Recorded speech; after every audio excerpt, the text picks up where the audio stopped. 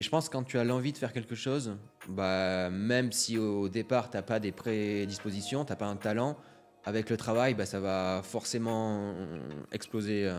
Faut avoir l'envie, je pense. Ça a été pour moi une libération de ce point de vue où bah, en fait, toutes les actions que je prends, bah, c'est moi, elles viennent de moi et je peux en être fier. Et si ça marche pas, et ben c'est moi le responsable. C'est pas une personne, c'est pas une personne. Je peux pas m'en prendre à quelqu'un. Je peux m'en prendre qu'à moi-même.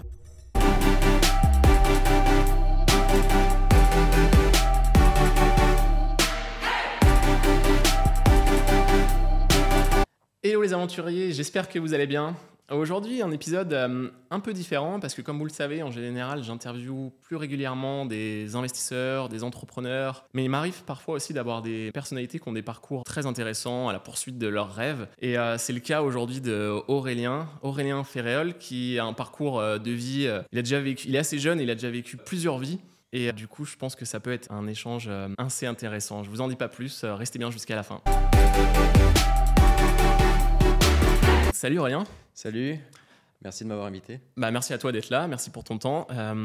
Est-ce que du coup, pour ceux qui ne te connaîtraient pas, tu pourrais déjà un petit peu te présenter rapidement? Ouais, bien sûr.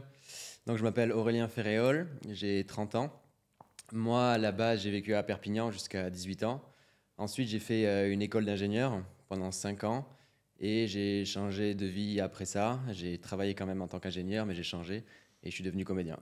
Ok, t'avais fait quoi comme une école d'ingénieur en quoi C'était un génie industriel de l'environnement. En fait, et ça formait à tous les métiers qui touchaient à la gestion de l'eau, gestion de l'énergie, gestion des déchets. Ok, ouais, Ouais. très, très proche d'ailleurs à mon parcours. On en avait parlé la dernière fois. Où moi, pareil, c'était une école d'ingénieur en génie de l'aménagement. Ouais. Et du coup, j'ai trouvé ça intéressant que tu changes complètement. Donc, tu as travaillé un peu comme ingénieur à tes débuts ou... Donc j'ai fait mon stage de fin d'études à Paris. Ouais. Ensuite, ils m'ont transformé ça en CDD de 6 mois. J'ai fait le CDD, mais c'était des charges de travail énormes où je ramenais du travail le soir, le week-end je travaillais. Enfin, j'avais vraiment pas de vie à moi en dehors du travail. Ok. Et je me rappelle au moment où je suis convoqué dans le bureau du directeur. Il me fait, bon, ben voilà Aurélien, si tu veux, tu as bien travaillé, on te propose un CDI. Moi, je fais, bah merci, ok. Je signe le papier. Ah, tu signes le papier? Je signe Ok. le papier. Et le soir, je rentre chez moi. Impossible de dormir pendant toute la nuit. Je fais, mais est-ce que c'est vraiment ça que je veux faire de ma vie, en fait? Est-ce que c'est vraiment... Comme j'ai tellement galéré pendant ces 6 mois où j'ai travaillé comme un fou, est-ce que je veux que ma vie soit ça, quoi? Donc j'ai pas dormi la nuit. Est-ce que je le fais? Est-ce que je le fais pas? Avec toutes les choses qu'on m'avait dit. Ouais, mais faut que tu aies un revenu, faut que tu aies de l'argent, il faut que tu aies une place dans la société. Mais moi, je me sentais pas bien en fait. Ok. Donc le lendemain, j'ai envoyé un message dans le bus à mon directeur. Il faut que je te parle. Il me fait OK. J'arrive dans son bureau. Je fais bah voilà, j'annule la proposition. Je veux pas faire ça. Ah ouais. Et là, il me fait bah, qu'est-ce que tu veux faire? Qu'est-ce que tu vas faire si tu refuses ça? Bah, je fais bah, j'ai envie de partir en voyage. Ok. Et je suis parti 3 mois en Asie. D'accord. Et juste quand tu as fait une insomnie pendant la nuit et que tu as fait que de réfléchir, tu en as parlé à d'autres personnes entre temps avant de dire non à ton directeur ou seul face à toi-même Non, pour prendre la décision? Seul face à moi-même. J'avais trop demandé aux gens autour de moi avant sur d'autres projets, sur d'autres choses. Et comme cette décision de voyage de 3 mois aussi, c'était vraiment une décision seule, quoi. Je voulais vraiment toutes les assumer et avoir besoin de personne. Ok. T'avais déjà voyagé avant par le passé ou c'était justement depuis que tu étais jeune, tu t'étais dit je veux voyager autour du monde pendant quelques mois? Non, pas du tout. En fait, pendant mon école d'ingénieur, il y avait l'Erasmus. Je l'ai fait en Finlande et avant ça, j'étais jamais sorti de France. Et ça m'a ouvert les yeux, j'ai rencontré plein de monde, j'ai parlé une langue différente. Enfin, c'était vraiment, pour moi, ça a été une première secousse en moi. Et à partir de là, ça m'a donné un petit peu le goût de l'aventure et de rencontrer des gens. Ouais. C'est énorme. Et donc, du coup, t'es parti pendant 3 mois et où en Asie? En Asie, je suis arrivé, en fait, j'avais pris seulement le billet aller pour aller à Bangkok. Ok. Et je me suis dit, je fais un tour d'Asie où je fais tous les pays. Je fais la Thaïlande, je fais le Cambodge, le Laos, le Vietnam et je reviens en Thaïlande où je fais tout un cercle comme ça où je passe en moyenne 3 semaines, un mois dans chaque pays. Ouais. Ah, énorme. Et en mode backpack, un peu, tu prévoyais au dernier moment à l'arrache Ah ou, ouais, exactement, ouais, exactement. J'avais juste 2 jours quand je suis arrivé, j'avais 2 jours d'auberge de jeunesse réservés. Et après, donc quand je suis arrivé là, c'était un monde complètement différent. Quand même, la Thaïlande, c'est incroyable. Mm. Je le conseille à tout le monde d'y aller, c'est un monde à part. Et je suis arrivé dans cette auberge jeunesse. Et là, j'ai rencontré un Américain et un Canadien. Ils avaient le même âge que moi à peu près, j'avais 25 ans à l'époque. Et on est partis dans les îles tous les deux, tous les trois. Et quelles îles On a fait la Full Moon Party. Ah, Koh Phangan. Ouais, Koh Phangan. Ok. Et c'était extraordinaire. Et donc, comme ça, tu vois, avec des rencontres, je connaissais personne, j'ai rencontré ces deux gens-là, et ensuite on a voyagé ensemble pendant 3 semaines. Donc, c'est vraiment que des rencontres. Après, j'ai rencontré d'autres personnes, j'ai revoyagé avec eux. Enfin, c'était. Énorme. Et pendant ce temps-là, ils pensaient quoi, ta famille, tes parents, le fait que tu sois parti comme ça, ils ont essayé de te retenir un peu ou... Bah ouais, pour eux, enfin, surtout par exemple, pour ma grand-mère, elle pensait que j'allais revenir, que j'allais mourir là-bas, en fait. Ils n'ont jamais voyagé, les pauvres. Pour eux, l'Asie, c'est un truc de ouf. Ils pensaient, ma grand-mère avait très peur pour moi. Ma mère aussi était très inquiète, mais ça s'est bien passé. Et du coup, t'étais fou, tu travaillais pas du tout. Est-ce que t'en as profité pour que ce soit des moments un peu de réflexion, d'introspection sur ce que tu voulais faire après, ou t'étais en mode tu te laisses aller? J'avais beaucoup accumulé de l'argent en tant qu'ingénieur, Ok. parce que j'étais bien payé. Donc je vivais sur ces économies-là. Et la Thaïlande, c'est vraiment pas cher du tout. Tu peux trouver un logement la nuit à 5 euros et tu peux manger pour 2 euros la journée. Donc ton voyage te coûte pas très cher, quoi, au final. Et après, ouais, je réfléchissais aussi à ce que je voulais faire, parce que quand même, il y a qu'est-ce que je vais faire après, qu'est-ce que je veux faire de ma vie. Il y a toujours ces questions qui se posent. Mais quand même, je profitais du moment où la rencontre des gens était plus importante. Et pourquoi 3 mois? Tu t'es fixé 3 mois ou t'aurais pu prolonger plus 4, 5, 6 J'aurais pu prolonger, mais après, il y a eu une idée qui a germé à moi pendant ce voyage. D'accord. Et c'était, est-ce que je fais... mes 2 parents étaient kinés. Moi, je savais pas du tout ce que je voulais faire, en fait. Hein. Quand j'étais à la fin du bac, je savais pas ce que je voulais faire. On m'a dit, fais une école d'ingénieur. Vas-y, je fais une école d'ingénieur. J'ai beaucoup travaillé, j'ai eu le diplôme. Ensuite, pareil, là, mes 2 parents étaient kinés. Bon, c'est peut-être ça ma voie, en fait. Peut-être c'est ça qui me plaira. On gagne bien sa vie, tout ça. Donc, à partir de là, je vais à Barcelone parce qu'il n'y a pas de concours en Espagne. Donc, je m'inscris dans une école à Barcelone. Ouais. Je fais 6 mois de kiné là-bas. Je valide tous mes cours. Il y avait d'autres Français. Et c'était assez dur. D'autres Français, je crois que j'étais le seul Français à avoir tout validé. Et j'avais un très bon pote. Il me fait... parce que je l'avais dit que j'allais arrêter au bout de 6 mois. J'allais arrêter. Il me fait, mais pourquoi t'arrêtes? T'as tout validé et tout. T'es fou, quoi. Je fais, bah, je sais pas, ça me plaît pas. C'est pas ce que... Encore rebelote. Ouais, rebelote. C'est pas ce que je veux. Je sais pas, je me sens pas bien, en fait. Et je suis arrêté. Et comme j'avais bien appris l'espagnol, je parlais bien l'espagnol, bah, je suis parti en Colombie, du coup, pour... Ah oui, donc t'es reparti je suis encore en reparti voyage à l'aventure. un mois, ouais. Un mois, une semaine en Colombie. Ouais. Et là, ta grand-mère, elle a dit quoi du coup encore Là, elle était quand même, elle avait pris sur soi, elle a vu que j'étais revenu, donc c'est bon, elle était, bon, fais ce que tu veux, c'est bon, je crois que tu peux revenir vivant des pays. Et tes parents, ils étaient pas déçus, peut-être qu'ils étaient contents que tu te dises, ah, potentiellement tu vas faire comme eux, kiné. Ouais, c'est clair, ouais. Bah, ma mère était contente, ouais, et après, quand je lui ai dit que j'arrêtais, bon, elle comprenait pas trop, mais elle voyait que j'étais pas bien, je lui ai expliqué que j'étais pas bien, et après, elle comprend, quand tu arrives bien à expliquer ce que tu ressens, la personne comprend, quoi. Et toi, ça te mettait pas un peu la pression de... T'avais déjà arrêté ingénieur, ensuite du coup t'arrêtes kiné. Bah, si, ça peut être indirectement perçu comme des échecs. Des fois, ça pas forcément, mais certaines personnes peuvent l'interpréter comme ça. Bah, exactement, et là, je rebondis sur le fait que j'avais quand même fait 5 ans d'études en tant qu'ingénieur. Et je me suis dit, est-ce que peut-être c'est pas encore... peut-être que je continue dans cette voie-là. Peut-être que si je creuse, si je me force, peut-être ça va marcher. Donc je refais 6 mois en tant qu'ingénieur dans une boîte, un CDD.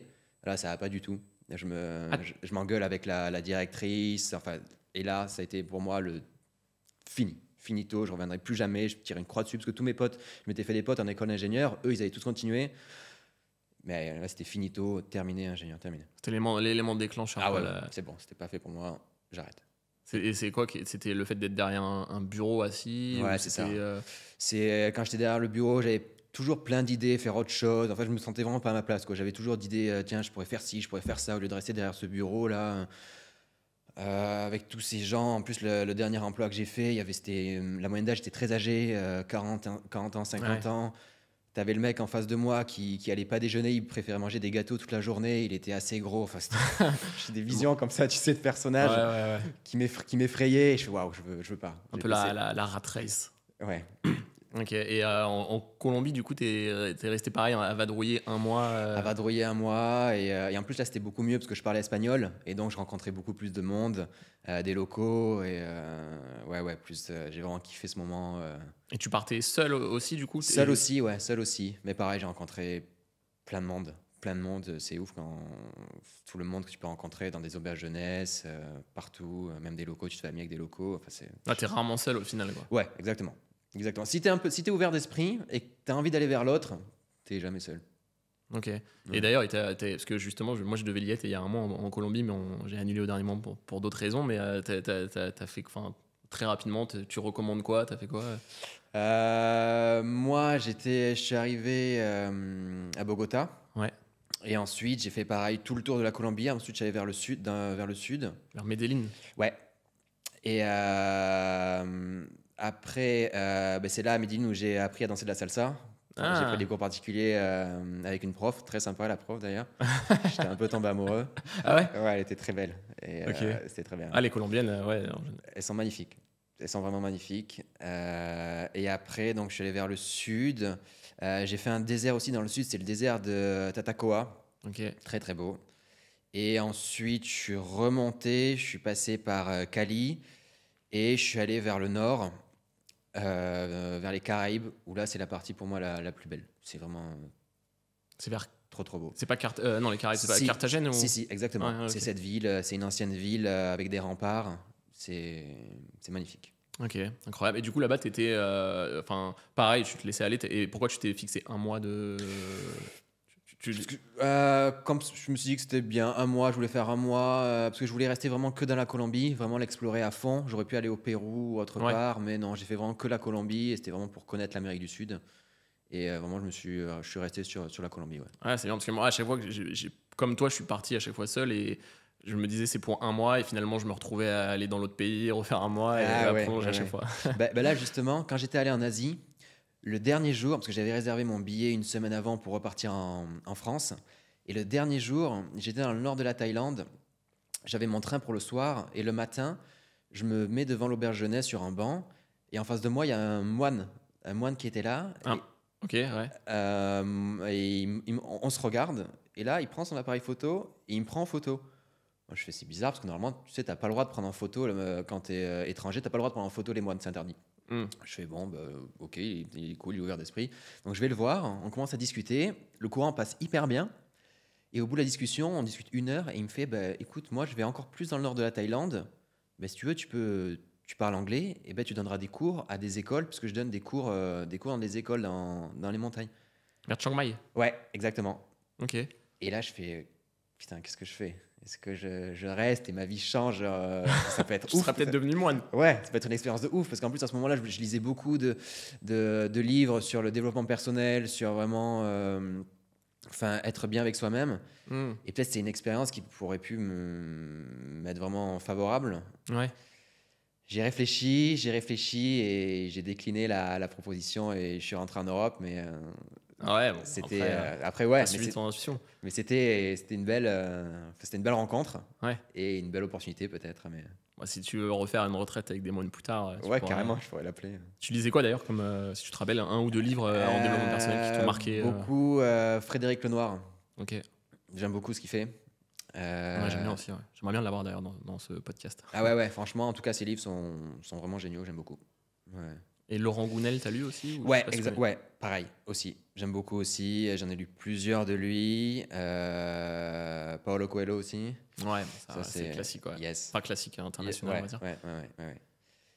Et, Et ces livres-là m'ont beaucoup aidé, parce que j'étais quelqu'un qui se posait beaucoup de questions sur le monde, sur moi, qu'est-ce que je veux faire et tout. Et ça m'a en quelque sorte apaisé. Parce que toujours j'étais quelqu'un d'un peu d'angoissé. Et ça m'a vraiment apaisé à l'intérieur de moi. Et ça me ouais, permettait même quand t'étais jeune, t'étais un peu angoissé. Ouais. Mais tu sais pas pourquoi ou... Non, je sais pas pourquoi. Je me posais toujours des questions, 1000 questions. Après, j'étais un enfant unique. Mes parents se sont séparés à 6 ans, quand j'avais 6 ans. Et j'étais souvent seul. Hmm. Et donc, je sais pas, je me créais peut-être un imaginaire, mais aussi beaucoup de questions aussi du fait de cette solitude. J'avais des copains, mais je les voyais pas beaucoup. Et ouais, je me suis posé beaucoup de questions assez rapidement. Et ouais, Le sens de la vie. Ça t'a créé un mini trauma, on va dire, un peu, ouais, je pense, ouais. inconscient, Ouais, subconscient. ouais, ouais, ouais. Et maintenant, tu te dis, parce que du coup, on va en parler un peu après de ce que tu fais, etc. Comme tu disais que tu es acteur, tu te poses un peu moins de questions maintenant, t'as l'impression, ou toujours autant, mais plus apaisé Non, peut-être beaucoup moins. Beaucoup Ok. moins. Bah, comme je suis content de ce que je fais, ça me plaît, je me sens vraiment heureux. Et là, je me pose beaucoup moins de questions. Vraiment, ça va beaucoup mieux. Je laisse plus couler.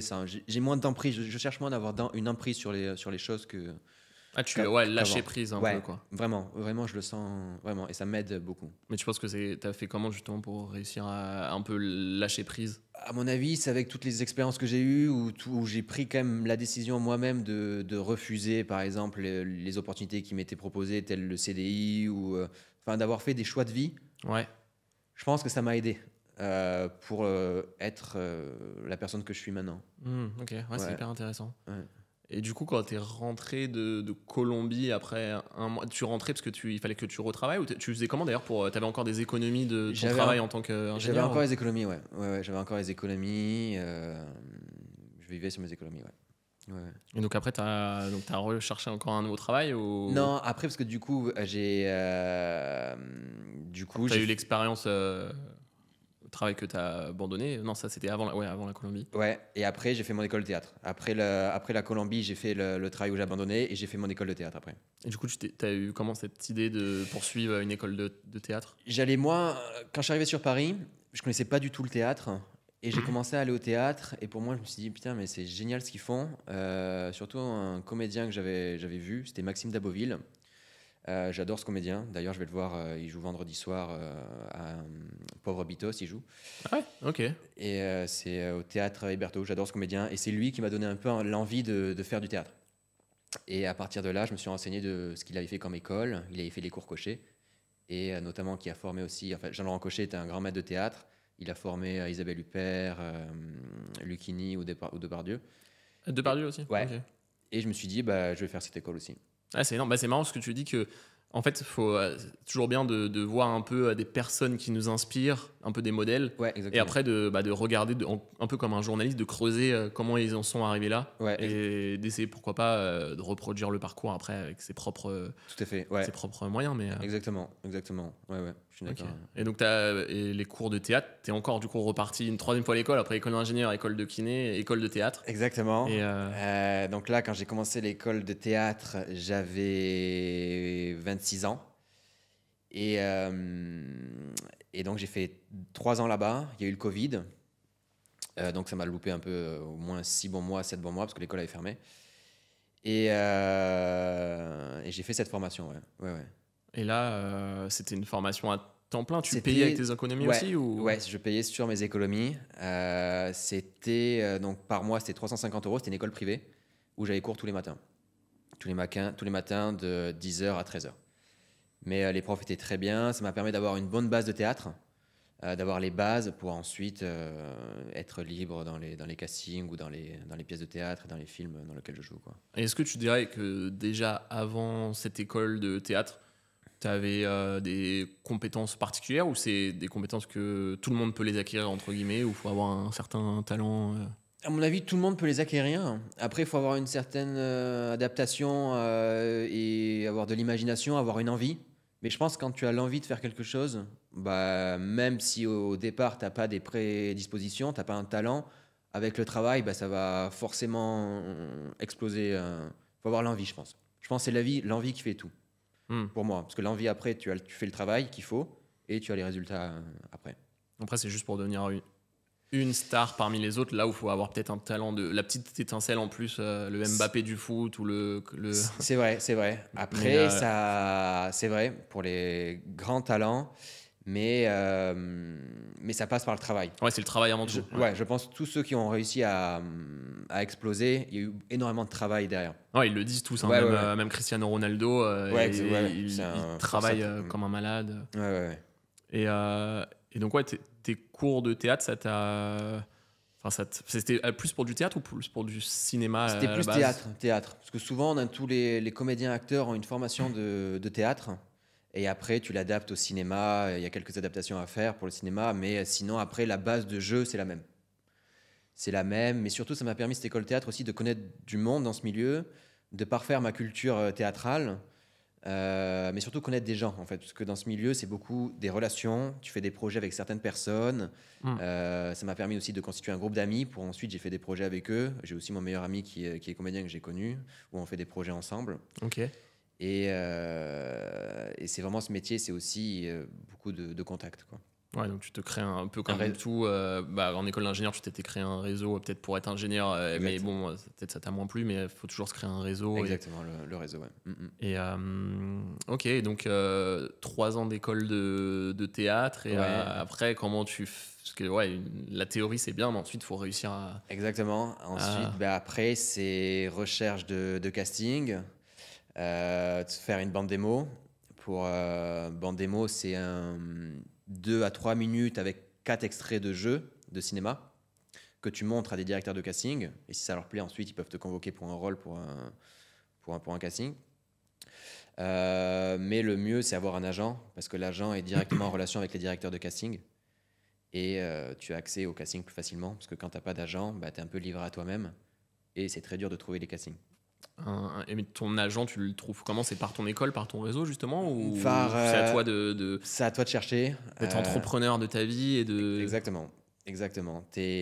Comme tu dis, tu es beaucoup entrepreneur quand tu es comédien. C'est à toi de chercher, c'est à toi de connaître du monde, d'aller par exemple à des avant-premières, à aller rencontrer du monde toujours à la recherche. Et moi, j'avais envoyé ma bande démo, parce que je m'étais fait une bande démo. Je l'ai envoyée à l'agent, ça lui a plu, on s'est rencontrés et c'est comme ça que j'ai eu mon agent.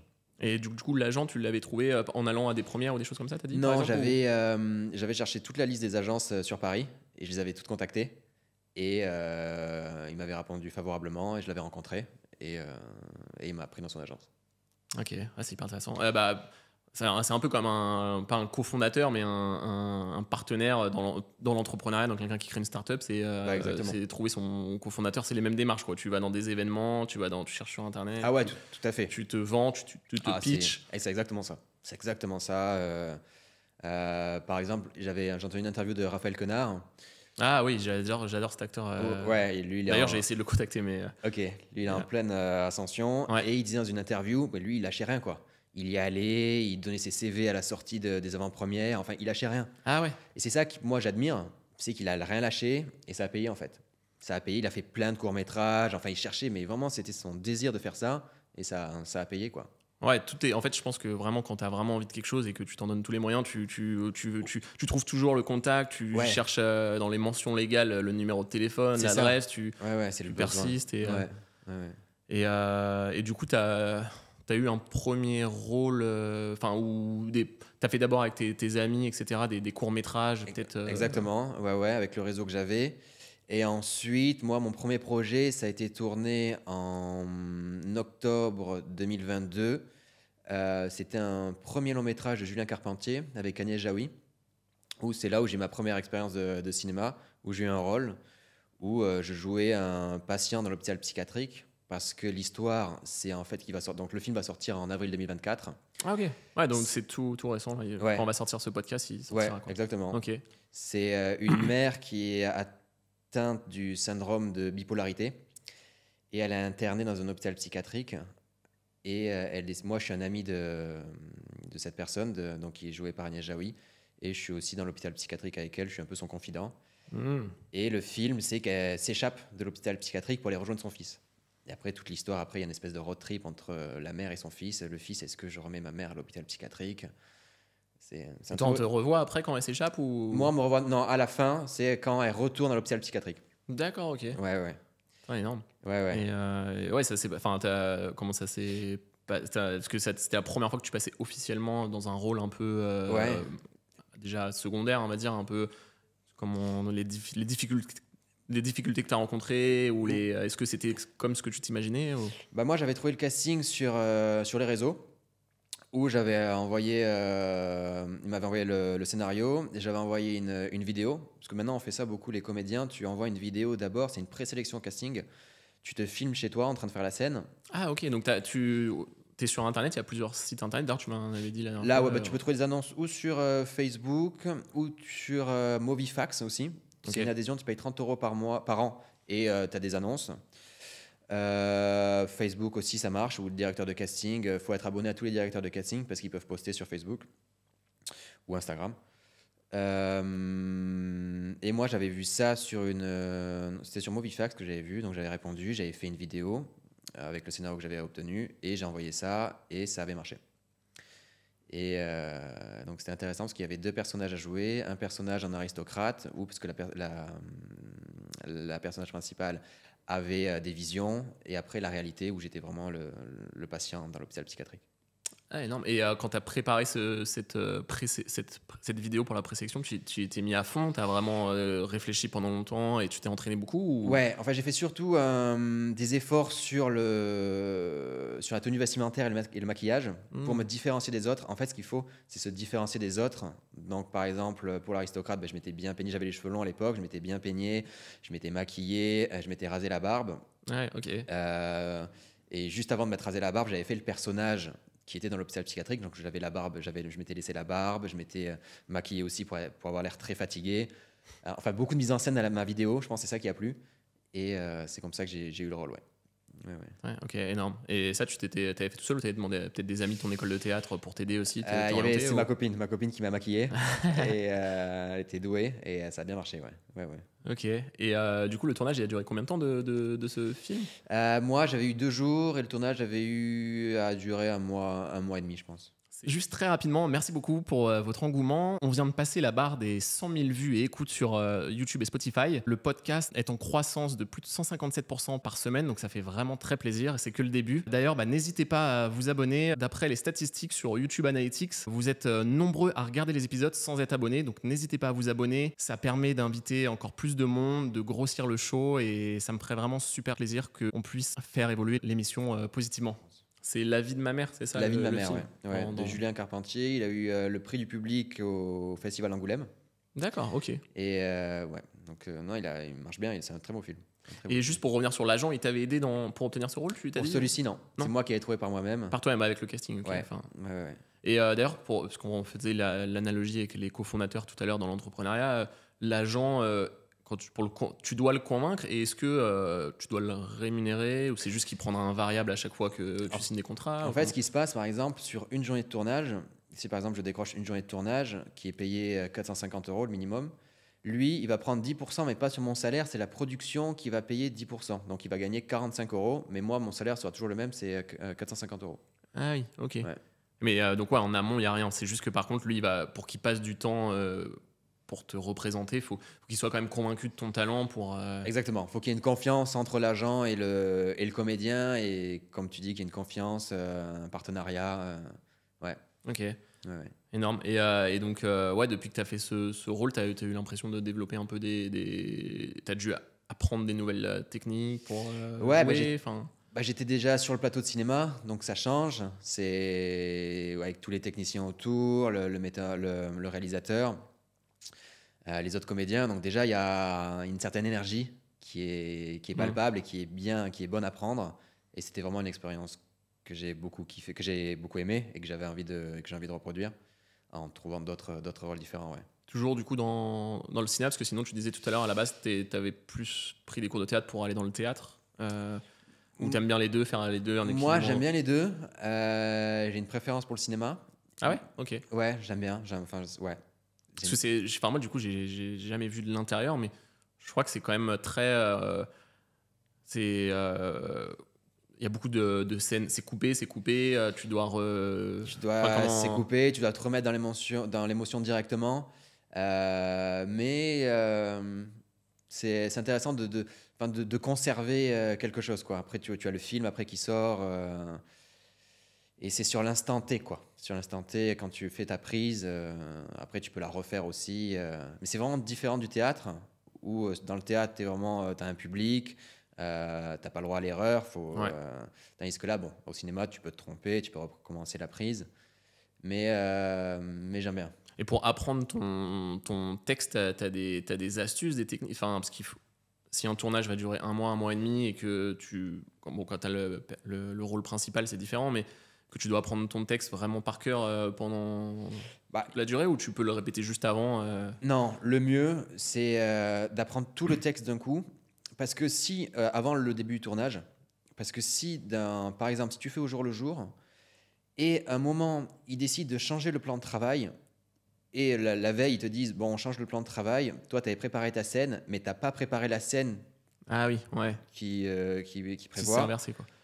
bah, t'es mort, quoi. Et tu dois te dire, et on m'avait raconté une expérience comme ça, où le comédien disait, ben non, je suis désolé, j'ai pas appris, en fait, je peux pas jouer. Et ça a annulé la matinée de tournage, parce qu'il a dû apprendre le texte en une matinée. Ils ont perdu du temps, enfin, ça a été très problématique, quoi. Ouais. Donc, je conseille à tout le monde d'apprendre tout avant, et comme ça, après, si par rapport à la technique, il y a des changements, au moins, t'es prêt, quoi. Et toi, parce que je crois qu'il y a plusieurs teams un peu. Il y a la team par cœur au mot près, ou alors c'est peut-être quand on est un peu plus connu qu'on peut se permettre d'improviser et de modifier un peu le texte, quoi. En fait, ça dépend aussi du réalisateur. Ce qu'il veut, il y en a qui veulent que ça soit au mot près, il y en a qui laissent plus la part à l'improvisation, où tu peux plus changer des mots dans l'écriture, mais ça va vraiment dépendre du réalisateur. Ok. Ouais, tu discutes avec lui, comment il veut que ça... Tu peux faire une première prise plus improvisée. En fait, c'est vraiment une discussion avec le réalisateur et voir où il veut aller, et après tu t'adaptes en fonction de ce qu'il veut. Ouais. Ok. Et tu aurais des conseils, toi, justement, pour apprendre. Est-ce que tu étais bon à l'école en primaire pour les poésies? Non, pas vraiment. Ah ouais? En fait, moi, parce que j'avais une très mauvaise méthode de travail donc quand j'étais en primaire ou au collège, parce que je réfléchissais pas à ce que je jouais. J'apprenais ça par cœur et je m'intéressais pas du tout au contexte, à ce que pouvait ressentir le personnage à ce moment-là, les circonstances, et je me contentais seulement de la surface, le texte. J'apprenais le texte, parfois je savais même pas ce que je voulais dire, mais ça me parlait pas du tout en fait. Et c'est mon école de théâtre qui m'a transmis ça. Qu'est-ce que tu veux transmettre? Qu'est-ce que tu comprends de la scène? Qu'est-ce que le personnage ressent? Qu'est-ce qu'il a envie de dire? Qu'est-ce qu'il a à défendre? Et c'est là où ça a été un peu une révélation, où dans chaque texte de théâtre, il y a quelque chose à défendre. Ton personnage a quelque chose à défendre, il a quelque chose à dire. Et c'est là où ça prend tout ton être, toute ton essence, et tu as envie de défendre ce personnage. Mais avant, cet aspect-là, je ne l'avais pas du tout. Et c'est pour ça que ça ne me parlait pas quand je récitais des poésies ou je me rappelle le Cid, j'avais appris le Cid, la tirade du Cid au collège. Et je me rappelle, comme ça ne me parlait pas, je ne m'étais pas intéressé à l'histoire et c'était du par cœur, on me forçait à faire ça, ça me passait au-dessus, quoi. Ouais, donc tu essayes de vraiment te mettre à sa place, savoir ce qui t'anime et d'être complètement. Un peu comme un effort d'empathie si tu étais dans la vraie vie et que tu parles à un interlocuteur. Ouais, se mettre dans la situation avec toutes les circonstances qui y a autour et après vivre cette situation comme on le ressent, quoi. Ok. Et c'est hyper. Et t'as eu quelques trous où ça allait ou des petites anecdotes? Quelques trous, non, parce que tu arrives toujours quand tu as bien travaillé, où ça passe par de l'impro, tu peux improviser une phrase, mais après tu peux toujours t'en sortir. Quand tu as le personnage, quand tu es bien, quand tu connais bien les circonstances, tu peux toujours t'en sortir. Mais là, par exemple, je jouais une pièce en farsi, parce que j'ai rencontré une Iranienne. En farsi. En persan. Oui, en persan. Ouais, ok. À Rome? À Rome. J'ai joué ça à Rome. Ouais. J'ai fait 3 dates à Rome et 3 dates à Paris. Parce que à l'origine, c'est ma copine qui est iranienne. Et moi, j'ai commencé à apprendre l'iranien pour pouvoir parler avec ses amis, avec sa famille. Et elle connaissait un metteur en scène iranien assez connu, Ali Shams, qui a décidé de faire un projet et m'inclure dans le projet. Donc, il a écrit le projet. Et 2 comédiens iraniens sont venus Non, la comédienne était déjà à Paris et un comédien était venu d'Iran. Et on a joué la pièce qui était une partie pour moi en farsi et une petite partie en français. Ah ouais? Énorme. Ouais. Et ça, t'as travaillé combien de temps dessus avant Beaucoup. J'ai travaillé 1 mois et demi pour avoir vraiment la bonne articulation, la bonne prononciation, parce que j'avais envie de me faire comprendre. Ouais. Donc avec une amie, tous les jours, 1 heure, 1 heure et demie, on bossait le texte, l'articulation, au mot près, à la syllabe près, pour pouvoir être, quand je serai en face du public, être le plus crédible possible et me faire comprendre. Parce qu'en plus, je jouais le rôle d'un policier, d'un censeur, qui était face à 2 comédiens qui présentaient leur texte. Et moi, je censurais leur texte, disant qu'il était interdit de s'embrasser sur scène, que jouer sans hijab, c'était interdit. On ne pouvait pas se toucher sur scène. Plein de choses comme ça. Toutes ces interdictions que les comédiens iraniens ne peuvent pas faire sur scène à cause du gouvernement iranien. Ah oui, et c'est ça que tu... Et moi, je jouais ce personnage-là. D'accord, ce rôle de policier, ouais. Ah, et du coup, ça, c'est un excellent moyen aussi pour apprendre une langue, non? Exactement, ouais. Parce que moi, justement, là, ça fait longtemps que je suis entre Lisbonne et Paris, je vais apprendre le portugais. Ouais. Et là, dans 2 semaines, normalement, samedi, je vais faire des cours de théâtre en portugais. Ok. Je me dis, ça peut être bien aussi pour pratiquer le portugais. Carrément. Franchement, c'est super. Vraiment, et là, tu parles bien du coup je peux avoir une petite conversation avec les gens. Je pense que si on me lâche à Téhéran, je pense que je peux me débrouiller. Je peux me débrouiller à communiquer. C'est proche de l'arabe ou... Non, c'est différent. C'est différent. C'est différent, ouais. C'est différent. C'est une très belle langue. J'aime beaucoup. Et j'aimerais bien aller à Téhéran un jour pour pouvoir parler. Ouais. Et même faire du cinéma iranien, pourquoi pas. Parce que là-bas, leur cinéma est très bon. Ils ont eu beaucoup de prix à Cannes. Ah ouais, ouais. Saïd Roustahi, par exemple. Il avait fait La loi de Téhéran, qui avait été récompensée. C'est peut-être plus simple pour percer c'est un moyen de différenciation. Si tu es français, blanc et que tu parles en plus. C'est comme moi, par exemple, j'étais en Inde. Là-bas, dès que tu es français, tu peux jouer dans des films ou dans des publicités. Dès que tu es blanc. Exactement. Ouais. Peut-être un moyen un peu de. Je sais qu'il y avait eu l'acteur, tu connais peut-être Saïd Tagoumi, qui jouait dans La Haine. Oui, bien sûr. Oui. Et lui, il a eu du mal, malgré le succès de La Haine, à percer en France. Ouais. Et donc, il est parti en Italie, je crois, parce qu'il parlait peut-être italien, et il a réussi à percer plus en Italie. Okay. Et après, il est parti à Los Angeles. Et je crois que c'est un des Français qui marche le mieux à Los Angeles, alors qu'il est français, mais il a réussi à se différencier un peu comme ça, quoi, vu qu'il parle une langue. Ah ouais, ok. Donc peut-être que tu peux commencer ta carrière là-bas en Iran, et après, ça va te faire revenir en France. Carrément, ouais. Non. Carrément, mais comme tu dis, c'est une opportunité, ouais, c'est ajouter une flèche à son arc.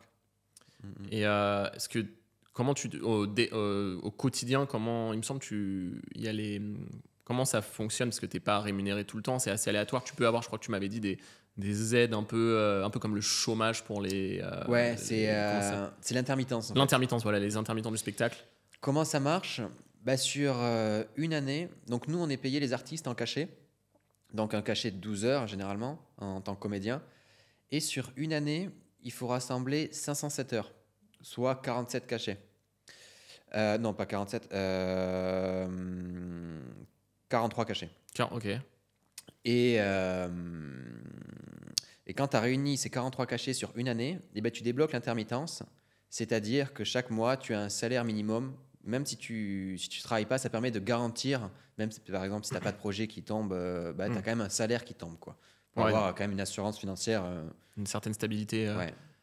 Et donc, après, au quotidien, toi, quand tu joues pas ou quand tu prépares pas de projet, tu es un peu entrepreneur de ta vie ou même aventurier de ta vie, tu es avec ton agent à chercher, à démarcher beaucoup de castings, de projets. C'est exactement ça. La recherche de casting sur Internet, rencontrer du monde, les avant-premières.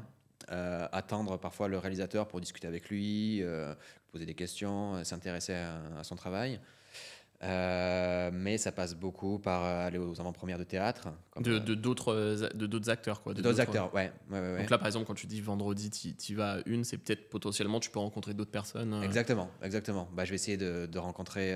parce que Maxime Daboville, je l'ai eu aussi en prof, il avait fait une intervention dans mon cours. Et donc je le connais, donc je vais l'attendre en fin de cours pour lui parler. Aussi rencontrer le metteur en scène, Thierry Harcourt. Et ça passe comme ça, quoi. Par des discussions, des rencontres. Ouais, c'est top. On se rend compte que pour peu importe ce qu'on entreprend dans la vie, il faut savoir se vendre, il faut un peu sortir de sa zone de confort. Exactement. Et là, peut-être le fait d'avoir voyagé aussi un peu en Asie, en Amérique, vers l'inconnu, ça t'aide plus facilement à... C'est exactement ça. C'est une libération pour moi. Ça a été pour moi une libération de ce point de vue où en fait toutes les actions que je prends, c'est moi, elles viennent de moi et je peux en être fier. Et si ça marche pas, c'est moi le responsable. C'est pas une personne, Je peux pas m'en prendre à quelqu'un. Je peux m'en prendre qu'à moi-même. Ouais. Et je trouve ce sentiment beaucoup mieux, plus gratifiant. Plus gratifiant. Ouais. Ça dépend de toi. Ouais, exactement. Ok, et du coup, tu sais déjà si tu as quelques projets après. Donc là, tu vas faire de la pièce en Italie, mais est-ce que tu as d'autres projets qui arrivent prochainement ou Peut-être cette pièce, on va la reprendre à Los Angeles. Ça s'appelle l'Odyssée persane. Ah ouais, ok. Ouais, peut-être à Los Angeles, plusieurs dates. Ensuite, une autre pièce de théâtre avec 2 amis à moi qu'on va monter. C'est une pièce de Jean Genet, Haute Surveillance. Ok. Et après, là en ce moment, je fais des castings. J'ai passé plusieurs tours pour un casting. J'attends le résultat pour le tour final, on verra. Mais sinon, c'est casting, ouais. Beaucoup de surprises à chaque fois. Ça Ouais, peut être jusqu'à la dernière minute des ouais, retournements de situation. Tout à fait, ouais. Ouais. Et ça crée pas un peu de stress ou comment tu vis ça au quotidien? Déjà un peu je sais pas, ta routine, même que ce soit sportive ou autre, ou pour de la méditation, pour Exactement, beaucoup de choses à côté. L'entraînement du corps, faire du sport. Je fais du chant aussi. Ah ouais. En fait, c'est tout en entraînement pour garder la forme et être toute la partie technique du comédien, le physique, la voix, l'imagination, en allant voir plusieurs films, en lisant des livres, des pièces de théâtre, un travail d'imagination. Donc, le quotidien, ça passe par ça aussi, par cette forme de travail. Et après, comme après j'aime ce que je fais, je me dis que je suis content de le faire et c'est du temps. Enfin, je suis content de ce que je fais, donc pour moi, il y a moins de stress. Et tu parlais au début de la stabilité financière.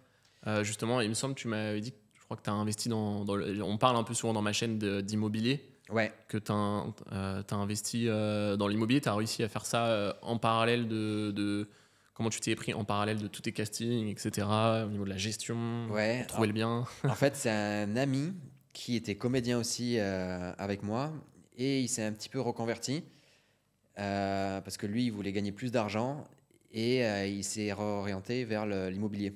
Et il m'a parlé d'un appartement, il avait acheté une petite surface, 16 mètres carrés, à côté de Sentier. D'accord. Rue Montorgueil, un peu plus haut que rue Montorgueil, et il me disait que son appartement se louait mais très facilement sur la plateforme Airbnb. Il montrait les résultats à chaque fois et tout. Et je fais c'est bien, bravo. Et ça m'a donné envie de le faire. Et donc j'ai investi aussi dans une petite surface dans le 15e où je l'ai mis sur Airbnb et effectivement ça marche bien. Je suis très content et ça me permet d'avoir un apport financier aussi en plus pour plus tard. On ne sait jamais ce qui peut se passer. Mais j'ai quand même j'ai eu cet appartement. Comment je l'ai financé avec un apport personnel. Moi, j'avais des économies aussi de côté. Ma mère m'a aidé à financer aussi. On a fait un peu 50-50. On voulait pas emprunter et on a acheté l'appartement. Vous vouliez pas emprunter? Ok, ouais. Non, comme les taux étaient chers, étaient trop élevés, on s'est dit, on met nos économies et on fait ça. Mais je pense que c'est un bon placement. Ouais, et au niveau de la gestion, etc., tu arrives à trouver tu le gères toi-même Pour le moment, je le gère moi-même. Ouais. Pour l'instant, ça va. C'est le début, mais pour l'instant, j'arrive à jongler. Après, j'ai juste à passer 1 heure pour faire tout ce qu'il faut pour l'appartement, pour le nouveau locataire. Et pour l'instant, ça va. J'arrive à gérer. Et comme moi, souvent dans ma journée, j'ai beaucoup des textes à apprendre. Ouais. Ça me coupe dans ma journée 1 heure, 2 heures, et après, moi, je suis pour l'apprentissage des textes, par exemple. Et justement, c'était un peu parce que souvent, il y a beaucoup de gens qui disent que l'immobilier, ça peut aussi créer du stress ou de la charge mentale, des fois, s'ils ne le mettent pas forcément en agence. Toi, vu que si on imagine t'as une fuite d'eau, par exemple, c'est ce que tout le monde, je prêche l'avocat du diable, et que ça te coupe dans ta journée, toi, tu vois ça comme un... tu te dis ça te fait une pause, c'est plus positif que tout de suite voir le négatif, quoi. Ouais, moi je me dis ça arrive, tant pis, je me coupe exactement comme tu dis et je me dis ça arrive à tout le monde, ça peut très bien arriver dans mon appartement dans lequel je vis. Pour moi c'est la vie, quoi. Enfin tant pis, il arrive ça, il arrive ça. Mais je pense si on est dans un état d'esprit où toujours on pense à ce qui va mal arriver, quand tu entames un projet et tu penses toujours à l'aspect négatif de la chose, tu rentres t'es dans un esprit négatif, c'est là où les choses mauvaises arrivent, à mon avis. Et si tu es dans un esprit positif, les choses arrivent. Je sais pas comment l'expliquer, mais les choses arrivent, il t'arrive moins de malheur, quoi. Ouais, c'est la visualisation positive un peu. Ouais.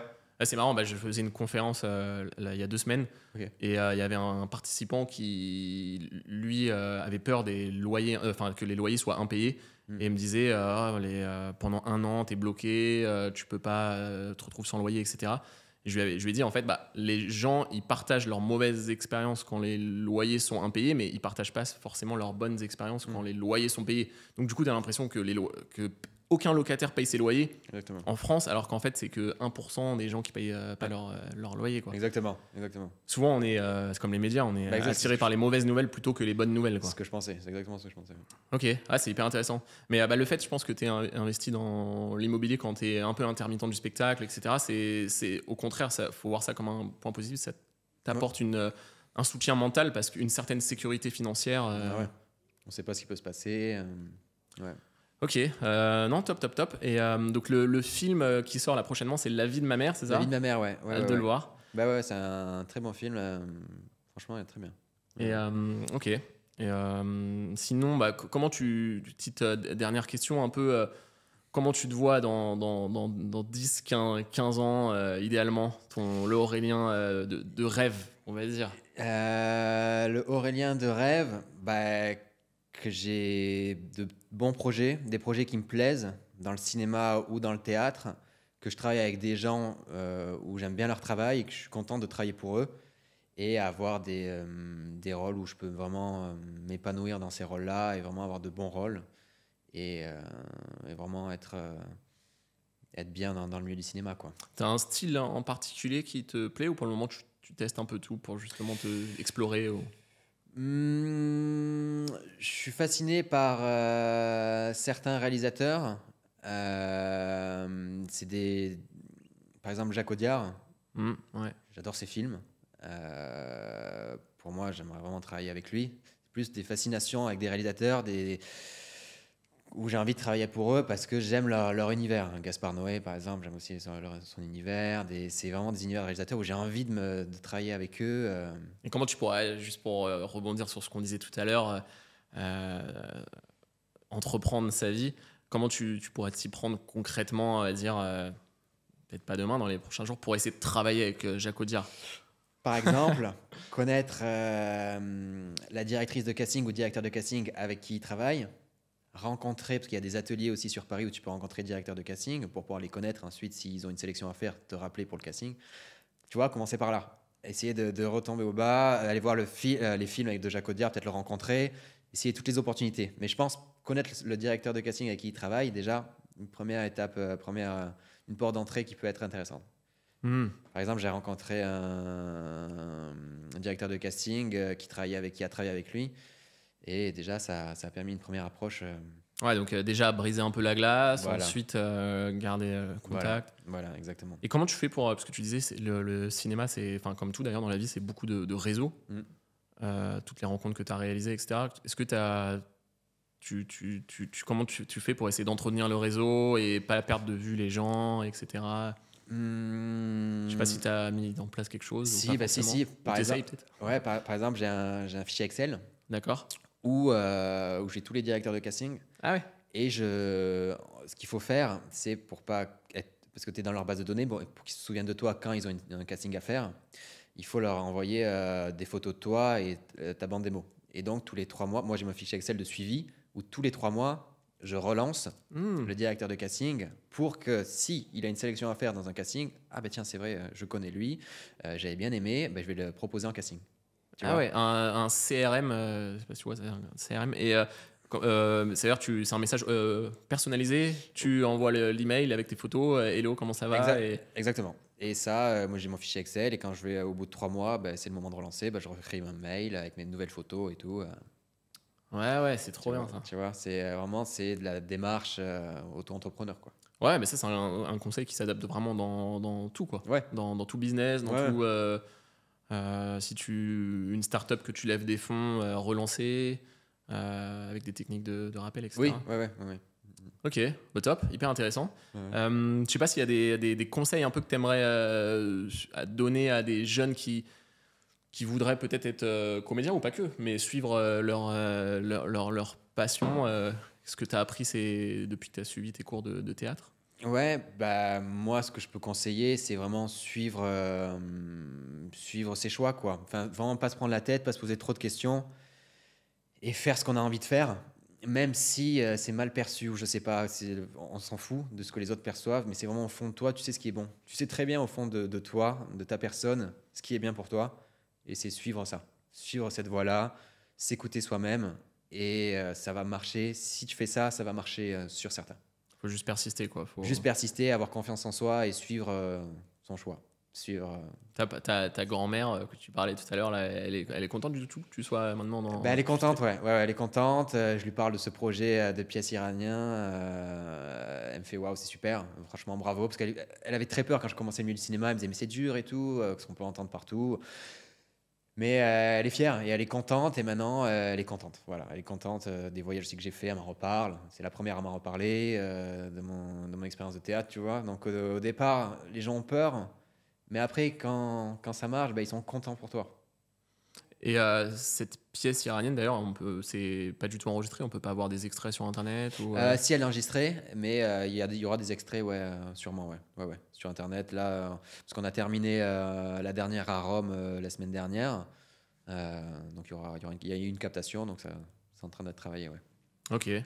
Hyper intéressant. Ouais. Top. Je sais pas si tu as un mot de la fin ou quelque chose que tu as envie de rajouter pour inspirer un peu. L'idée de ce podcast, c'est aventurier de la vie, c'est de voir la vie comme une aventure, d'inciter les gens à, comme tu disais, à poursuivre leurs rêves, réaliser leurs passions.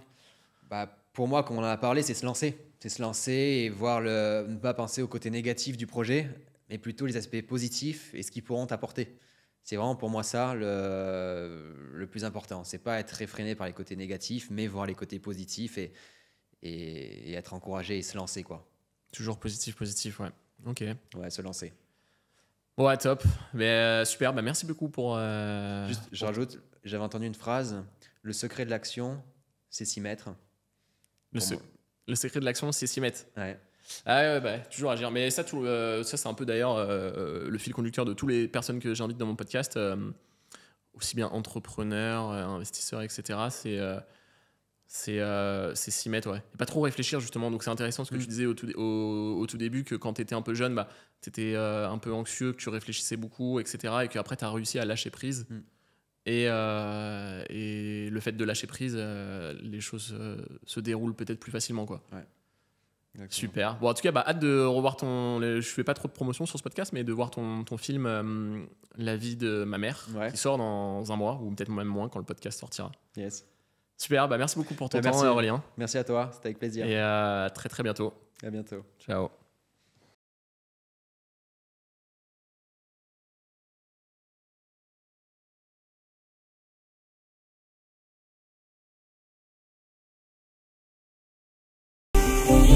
Aventurier de la vie, c'est le podcast qui part à la rencontre de ceux qui réalisent leurs rêves, prennent des risques et vivent différemment.